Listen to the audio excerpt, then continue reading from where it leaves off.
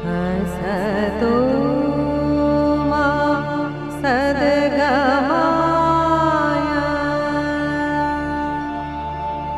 तमसो मा ज्योतिर्गमय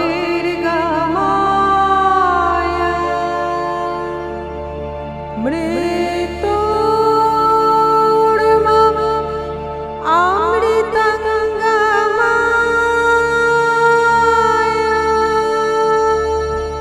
नमस्कार, लिपिका बोलছি। आज আমি একটি পুরনো দিনের আগমনী গান তোমাদের শেখাবো বা শোনাবো।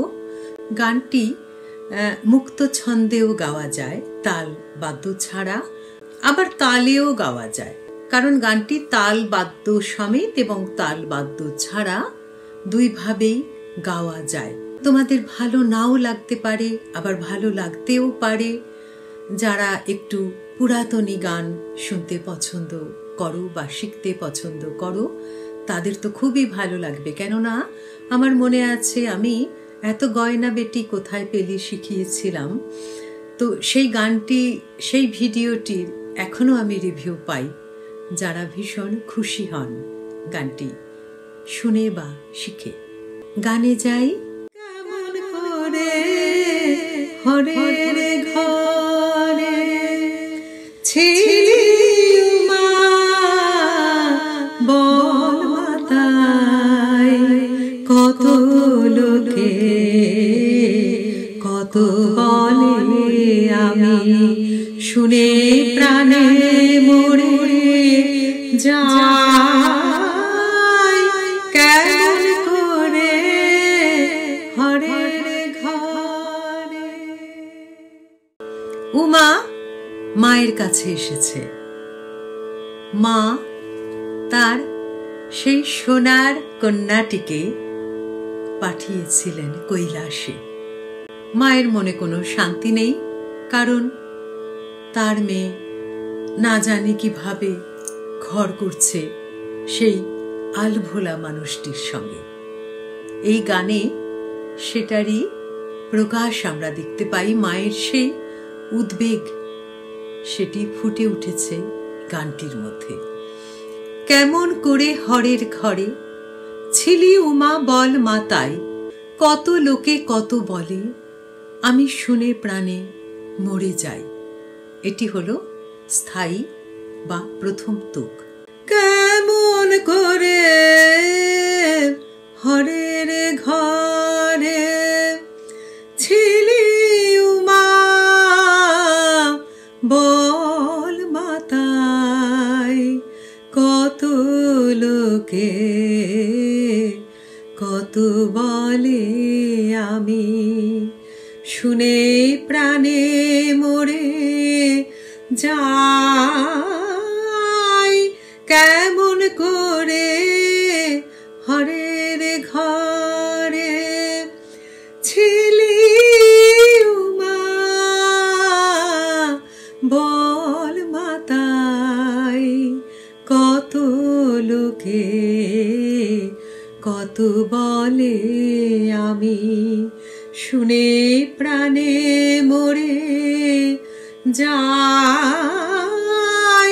কেমন করে হরের ঘরে চিতা ভস মেখে অঙ্গে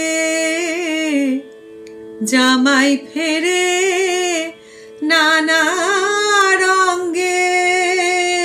চিতা ভস মেখে অঙ্গে জামাই ফেরে নানা রঙ্গে। তুই নাকি মা তারি সঙ্গে উমা, তুই নাকি মা তারি সঙ্গে, তোর সোনার রঙ্গে মাখিস ছাই। কেমন করে হরের ঘরে ছিলি উমা, বল মাতা কত লোকে কত বলে আমি শুনে প্রাণে মরে যাই কেমন করে হরের ঘরে কৃত্তিবাস নিতে এলে গিয়ে এবার বলবো তাকে কৃত্তিবাস নিতে এলে গিয়ে এবার বলবো তাকে একলা ফিরে যাও হে তুমি ও একলা ফিরে যাও হে তুমি মেয়ে আমার ঘরে নাই কেমন করে হরের ঘরে ছিলি উমা বল মাতাই কত লোকে কত বলে আমি শুনে প্রাণে মরে যাই কেমন করে হরের ঘরে। গানটির তিনটি তুক। কেমন করে হরের ঘরে ছিলি উমা বল মাতাই কত লোকে কত বলে আমি শুনে প্রাণে মরে যাই, এটি হলো স্থায়ী। এরপর দুটি অন্তরা। প্রথম অন্তরা চিতাভস্য মেখে অঙ্গে জামাই ফেরে নানা রঙ্গে তুই নাকি মা তারই সঙ্গে তোর সোনার অঙ্গে মাখিস ছাই কেমন করে হরের ঘরে ছিলি উমা বল মা তাই কত লোকে কত বলে আমি শুনে প্রাণে মরে যাই। দ্বিতীয় অন্তরা কৃত্তিবাস নিতে এলে গিয়ে এবার বলবো তাকে একলা ফিরে যাও হে তুমি মেয়ে আমার ঘরে নাই। কৃত্তিবাস নিতে এলে আমি বলে দেব আমার মেয়ে ঘরে নেই, যাতে তোকে এক্ষুনি ফিরে যেতে না হয়। মা চাইছেন মেয়ে তার কাছে অনেক দিন থাকুক। মায়ের বাৎসল্য, মায়ের স্নেহ প্রবণতা, মায়ের উদ্বেগ সব কিছু মিলে এক ভিন্ন স্বাদের আবেদন। এটি একটি পুরাতনী গান। আগেকার দিনের কতিপয় অত্যন্ত জনপ্রিয় গানগুলির মধ্যে এটি অন্যতম। এইসব গানের স্বরলিপি লিখে দেওয়া যায় না, আমি তোমাদের একটা গাইডলাইন দিতে পারি। আমি তোমাদের স্বরগুলি দেখিয়ে দিচ্ছি, কোন কোন স্বরের মধ্য দিয়ে এই গানটির যাতায়াত। কেমন করে হরের ঘরে সানি দা পা মা পা পা পা সা কোমল নেই, শুদ্ধ ধা পা মধ্যম পঞ্চম এসে থামলাম। কেমন করে হরের ঘরে ছিলি উমা বল মাতাই। কোন কোন স্বরের মধ্যে দিয়ে গেলাম? সা নি নি দা পা, ওই একই পদ দিয়ে আবার এলাম। সা কোমল নি, শুদ্ধ ধা পা, সরাসরি মা পর্যন্ত এসে থামলাম। ছিলি উমা মধ্যম এলাম। বল মাতাই মা পা দা পা মা গা, কোমল গা। মা পা শুদ্ধ ধা পা মা কোমল গা। বল মাতাই কত লোকে কত বলে আমি মামার সারে সানি নিসারে রে সাসা কত বলে আমি শুনে প্রাণে মরে যাই শুনে প্রাণে রে মামা শুনে প্রাণে মরে মা আমাগা মরে যাই গান্ধার থেকে গামা পাদানি সানি যাই কেমন করে হরের ঘরে ছিলি উমা বল মাতাই কত লোকে কত বলে আমি শুনে প্রাণে মরে যাই কেমন করে হরের ঘরে। এবারে আসি প্রথম অন্তরাতে। চিতা ভস্য মেখে অঙ্গে নিদা পা মা গা মরে গা মা পা পা পা কোমলনি শুধু দা পা মা শুধু গা মা রে শুধু রে গা মা পা পা পা চিতা ভস্য মেখে অঙ্গে পাদা পা মা গা অঙ্গে জামাই ফেরে গামা পাধা নানা রঙ্গে পাপাদানি সানিদা চিতা ভস্য মেখে অঙ্গে জামাই ফেরে নানা রঙ্গে। ধা থেকে এবারে শুদ্ধ নিতে চলে গেলাম। অঙ্গে তুই নাকি মা, এটা আমি শুদ্ধ নিতে শুধু বললাম। তুই নাকি মা, এই মায়ের শেষটা কিন্তু আমরা পঞ্চমেও চলে আসতে পারি। কিরকম? তুই নাকি মা তারি সঙ্গে নি নি নি পা নিসা নিসা, অথবা শুধু নিতেও থেকে যেতে পারি। তুই নাকি মা তারি সঙ্গে তোর সোনার রঙ্গে, তোর তোরটা ওপরে সারাজে বললাম, আর সোনার রঙ্গে আবার ফিরে এলাম শুদ্ধ গান্ধারে। তোর সোনার রঙ্গে মাখিস ছাই। এখানে প্রতিটা পংক্তির সঙ্গে প্রতিটা পংক্তির কিছু না কিছু একটা যোগাযোগ রয়েছে। অর্থাৎ আমরা যদি এই স্বরগুলির সম্বন্ধে একটু ধারণা করে নিতে পারি, চলনটা সা শুদ্ধ রে, কোথাও কোমল গা কোথাও শুদ্ধ গা, মধ্যম পঞ্চম শুদ্ধ ধৈবত, কোমল নি আবার কোথাও শুদ্ধ নি, এই হচ্ছে এই স্বরগুলিকে ঘিরে এই গানটি। সেটা যদি আমি একটু আমার আয়ত্তে নিয়ে আসতে পারি তাহলে কিন্তু গানটা তুলতে অসুবিধা হবে না, এবং পরে গানটা তো শুধু তুললে হলো না, এই গানটাকে অনেক সুন্দর করে গাইতে হবে। আমি বুঝে যাব যে আমাকে শুধু এই স্বরগুলির মধ্যেই বিচরণ করতে হবে, আমি যেখানে সেখানে চলে যেতে পারি না।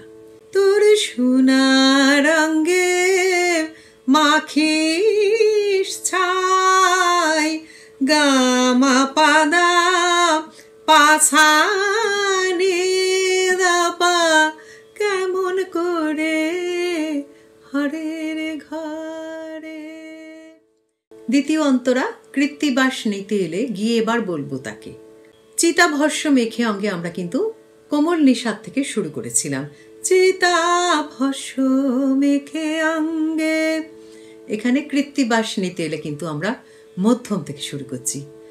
মধ্যম পঞ্চম সরাসরি শুদ্ধ নিতে চলে যাচ্ছি।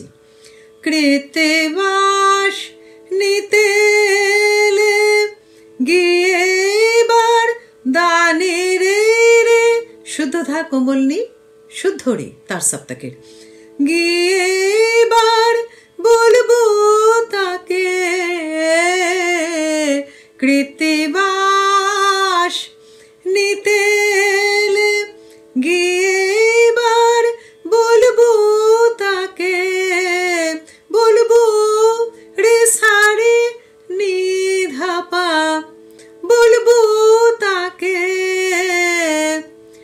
একলা ফিরে যাও হে তুমি, একলা ফিরে যাও হে তুমি, একলা ফিরে নি নি নি সা, একলা ফিরে যাও হে পানি সারে সারে হে, এটা খুব দ্রুত গতিতে করব।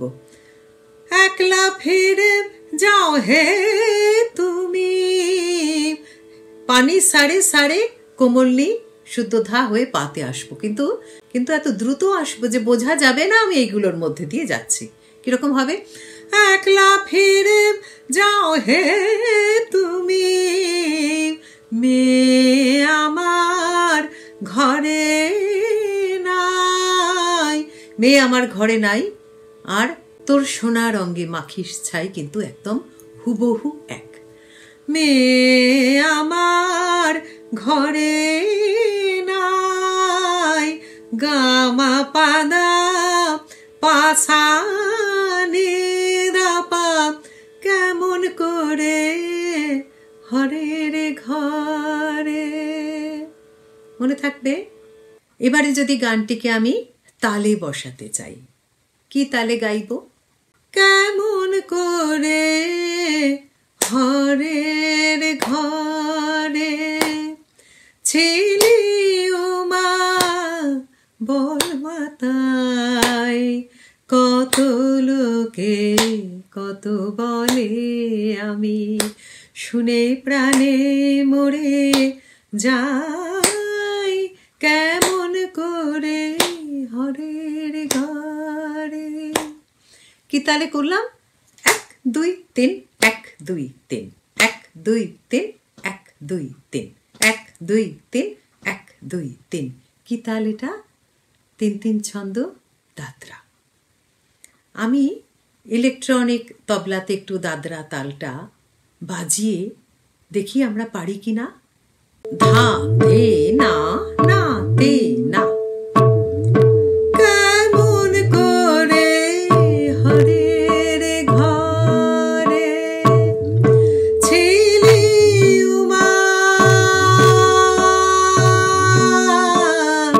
বল মাতাই, কত লোকে কত বলে আমি শুনে প্রাণে মরে যাই, কেমন করে হরের ঘরে ছিলি উমা বল মাতাই, কত লোকে কত বলে আমি শুনে প্রাণে মরে যাই, কেমন করে হরের ঘরে। চিতাভস্য মেখে অঙ্গে জামাই ফেরে নানা রঙ্গে,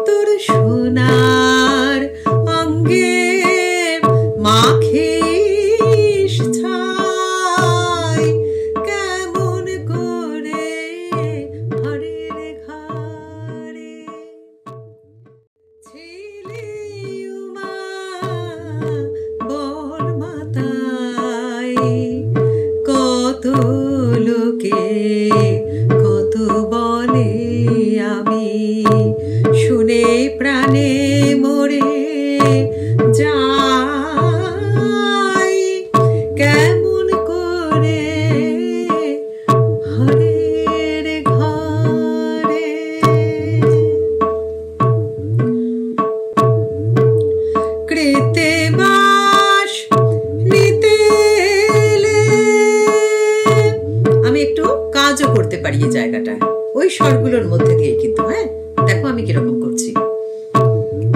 ক্রেতে বাস নিতে এলে উমা,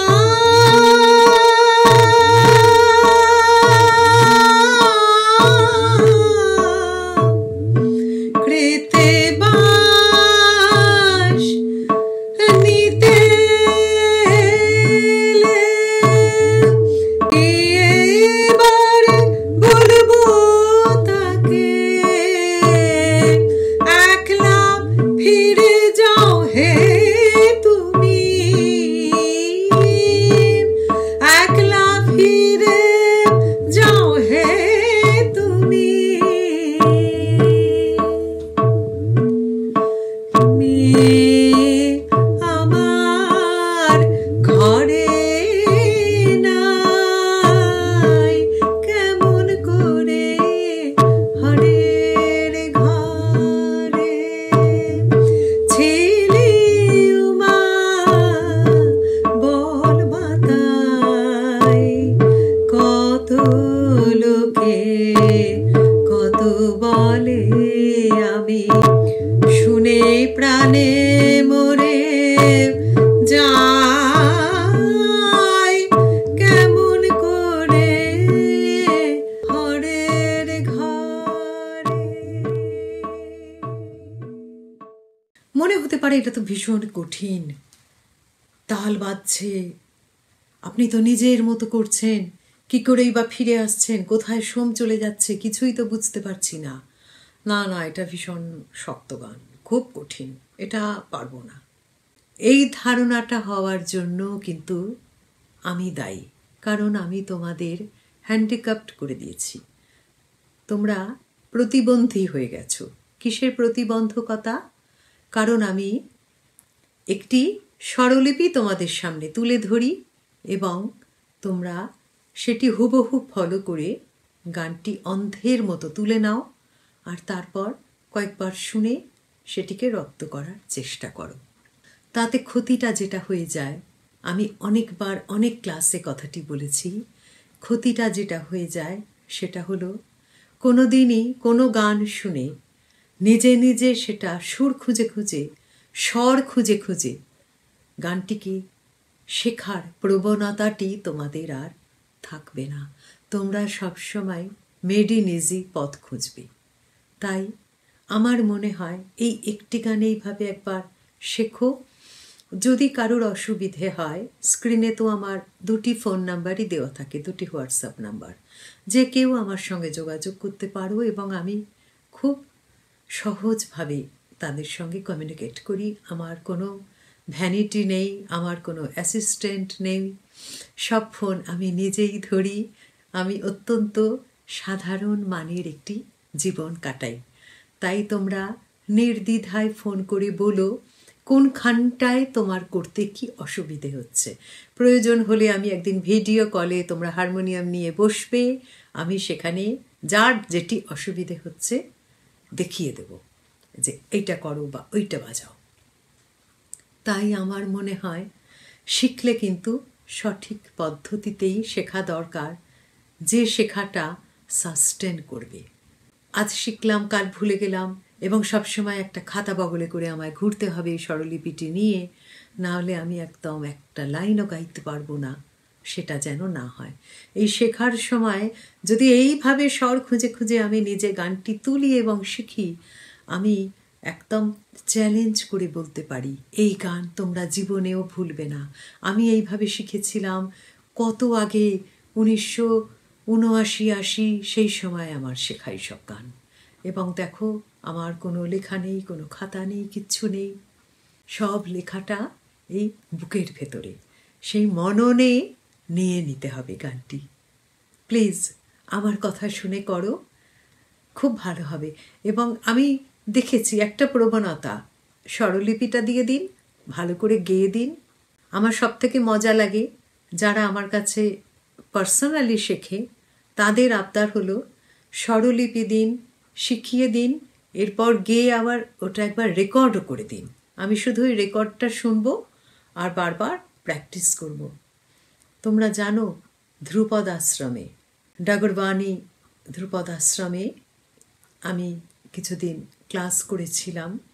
আমার এক বন্ধু পাপড়ি প্রায় প্রতিটি ভিডিওতেই সে কমেন্ট লেখে। পাপড়ি রায়গুহ ঠাকুরদা বন্যাদির ছাত্রী, অসম্ভব সুন্দর রবীন্দ্রসঙ্গীত গায়। আমরা একসাথে ক্লাস করতাম অলকানন্দীর কাছে। সেখানে কিন্তু কোনো খাতা কলম, টেপ রেকর্ডার, মোবাইল কোনো কিছু অ্যালাউড ছিল না। কিভাবে শিখতাম? কানে শুনে শুনে, শ্রুতি মাধ্যমে। ওই যে শুনছি, শিখছি, বেরোচ্ছি, ভুলে যাচ্ছি। কিছুক্ষণ সুরটা মাথায় ঘুরলো, ক্লাস থেকে বেরিয়ে ব্যাস একদম ভুলে গেলাম। বাড়ি এসে আর মনেই করতে পারছি না কি যেন ছিল প্রথম ওয়ার্ডটা এরকম। কতটা আর ব্রেনে নেব? অন্যান্য কাজে ব্যস্ত হয়ে যেতাম, ভুলে যেতাম। আবার যখন ক্লাসে যেতাম, ওইখানে পা দিলেই সব মনে পড়ে যেত। এইভাবে শেখা, এইভাবে শিখলে কিন্তু সেটা ওই শ্রুতি মাধ্যমে।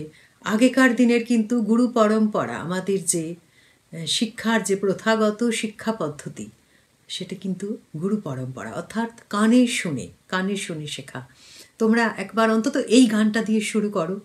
গানটা আমি গেয়ে শুনিয়েছি, স্বরগুলো বলে দিয়েছি, তোমরা হারমোনিয়াম নিয়ে বসো, ওই স্বরগুলো বাজাও। তুমি আরও অনেক বেশি কাজ খুঁজে পাবে, আমার থেকেও বেশি কাজ। এবার আসি তাল বাদ্যের বিষয়, যে তালে গাইব কি করে। আপনি তো কী সব করছেন, কাজ করছেন, তবলা একদিকে চলে যাচ্ছে, আপনি কি করে মাথার মধ্যে রাখেন এখানটা খালি গেল, এখানটা তালি গেল? না, আমি কিচ্ছু মাথার মধ্যে রাখিনি। আমি যখন গাইছি তালের মতো চলছে, আমি আমার মতো চলছি। 3-3 ছন্দ তোমরা মাথায় নিয়ে নেবে, 1-2-3, 1-2-3, 1-2-3, 1-2-3। তালি খালি ভাবতে হবে না, তালি খালি এসে যাবে যখন তোমরা তবলাটির দিকে মনোযোগ দেবে, তখন আসবে।